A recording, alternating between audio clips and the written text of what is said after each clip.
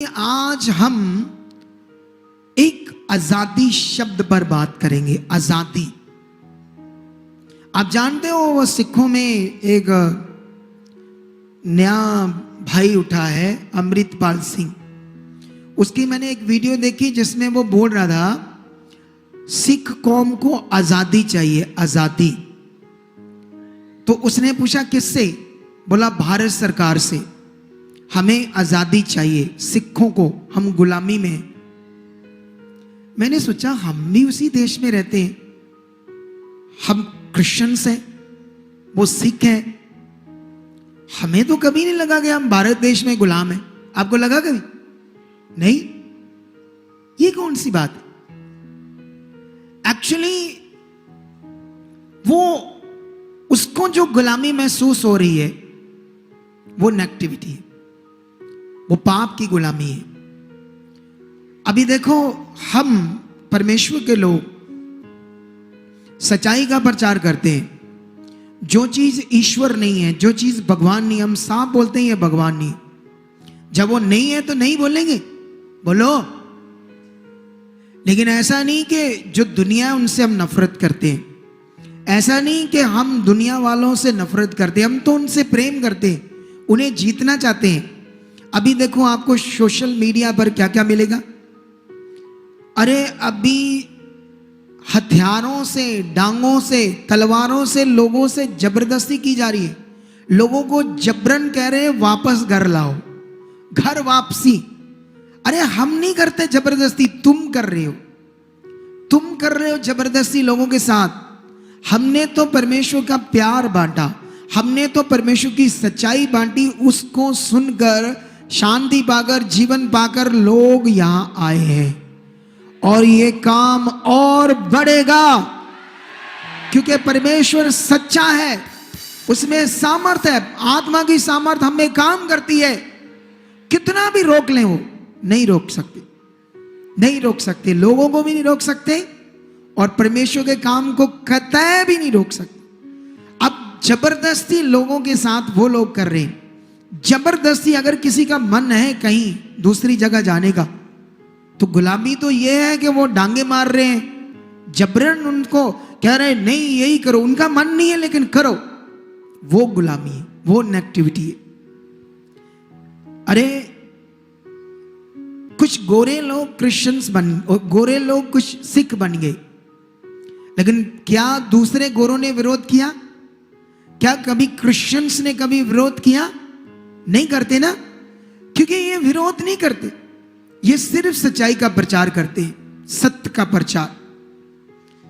देखो, जो पापी है, जो जिसकी बुद्धि बंद है, उसको नहीं पता कि परमेश्वर सच्चा है, वो काम करता है। वो उसके लिए वो परमेश्वर को जानता ही नहीं। वो भगवान का नाम, परमात्मा का नाम तो बोल रहे हैं, एक्चुअली उससे जुड़े होते तो उनको एहसास होता हमारे बारे में कि हम कुछ गलत नहीं करते, सच्चा काम करते। और ये काम अब और बढ़ने वाला है। हालेलुया, ये और बढ़ने वाला है, क्योंकि इसे कोई रोक नहीं पाया। अरे जब 12 लोग थे, इजरायली सरकार एक तरफ थी, पूरी इजरायली और इजरायलियों का राजा सरकार एक तरफ थी। अरे 12 लोगों को नहीं रोक पाए। आज वर्ल्ड में क्रिश्चियंस 400 करोड़ हो चुके हैं। 400 करोड़, सोचो, 400 करोड़, 700 करोड़ दुनिया है, पूरी दुनिया में आधे से भी ज्यादा प्रभु यीशु मसीह में है। डरने की जरूरत नहीं है किसी भी इंसान से। आगे बढ़ो, खुदा के साथ जियो। आमेन, हालेलुया। तो अभी आज यहां पर आजादी, जो बाइबल में ये लिखा आजादी के बारे में, उसके बारे में आज आपको मैं सिखाऊंगा। हम गलातियों की पुस्तक में जाएंगे और यहां पर एक बहुत महत्वपूर्ण वचन है हमारे लिए, जो तुम लोगों ने पहले सुना है, लेकिन उसके बहुत सारे पॉइंट तुम्हें अच्छे से नहीं पता होगा। शायद आत्मा ने मुझे वो पॉइंट दिए आप लोगों के लिए। ठीक है, चलो हम इसे स्टार्ट करते हैं। ये गलातियों 5:1 से, इसे मैं कंटिन्यू पढ़ दूंगा 1 से लेकर 11 तक, ठीक है? आप ध्यान से सुनना।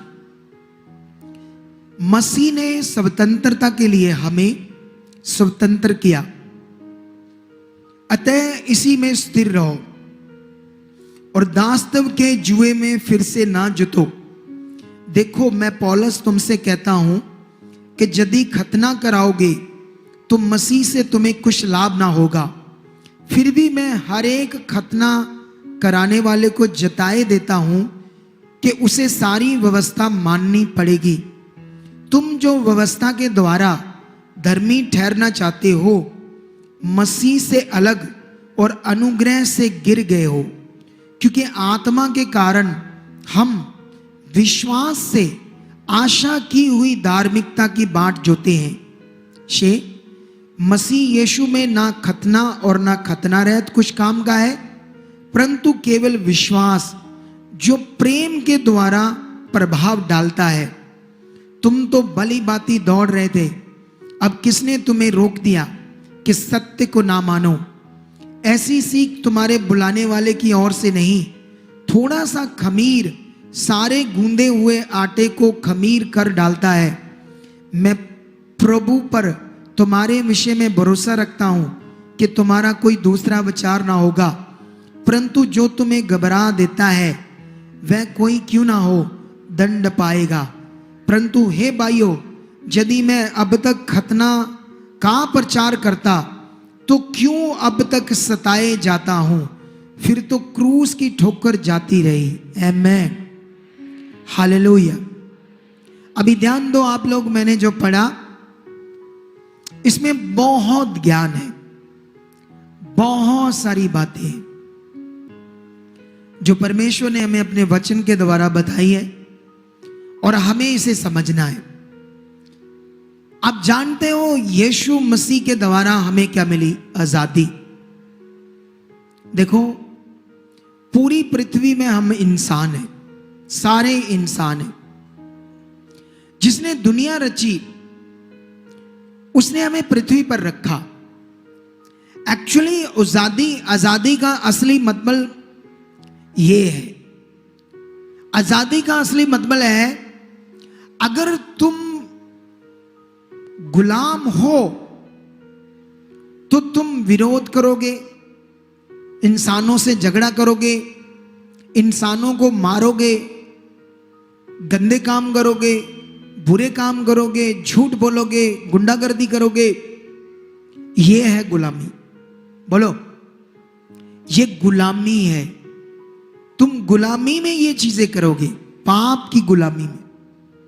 पाप की गुलामी में सारे गंदे काम मनुष्य करेगा, चोरी करेगा, झूठ करेगा, झूठ बोलेगा,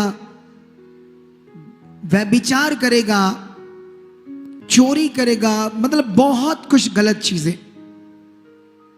ये गुलामी है, ठीक है?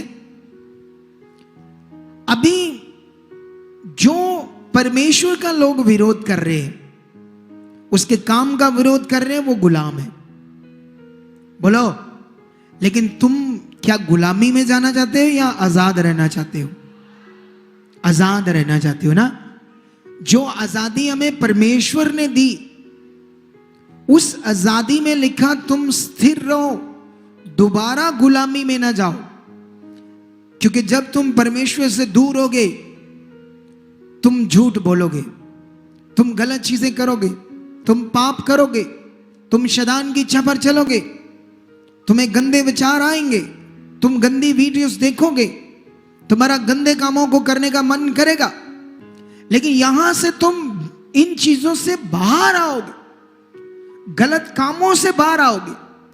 जब तुम गलत कामों से बाहर आए तभी तुम आजाद हो, नहीं तो गुलाम हो, पाप के, मनुष्यों के, दुनिया की बनाई हुए रीति रिवाज के गुलाम हो।